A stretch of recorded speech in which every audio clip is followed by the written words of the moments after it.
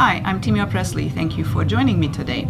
I would like to talk to you today about what kind of clothing is practical to wear for Pilates.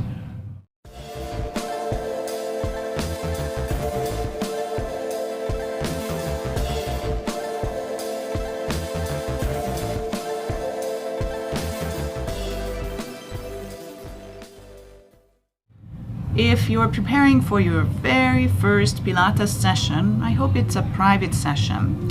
If not, I hope that it is a group class where you can talk to the instructor and you can share with them that this is your first time taking a session. But here's what you should know about clothing and Pilates.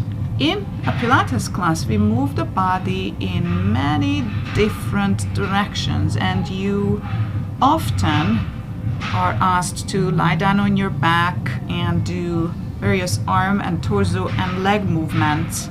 So what's important is that you're comfortable with moving in the clothing that you have on without restriction, without being caught in the clothing, especially when you work on the equipment, but also without the clothing exposing you some uncomfortable way. So let me just explain this a little bit. For example, I know that many runners wear small shorts. Now, those would not work for Pilates because if you imagine, for example, leg circles on the reformer with the feet in the straps, in other words, if you lie down on your back and your legs are lifted and you're asked to move your legs in various directions, it can cause a scenario that is better to avoid. So what should we wear? Pants that are long enough that they go below the knees somewhere, because that's going to be the most comfortable for you to move in.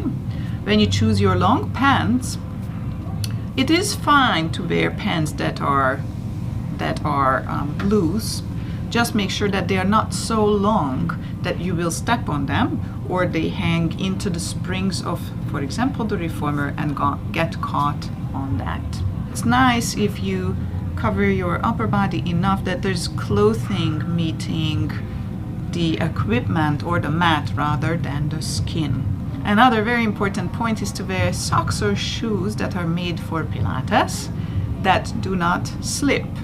You can easily pick up those grippy socks for $10 probably that are really, really helpful, especially if you work on the equipment. But there are some companies out there that make specific Pilates shoes.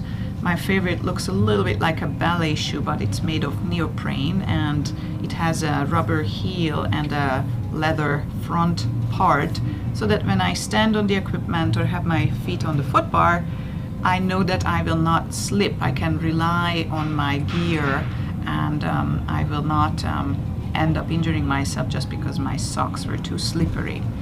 So those are a couple things to keep in mind.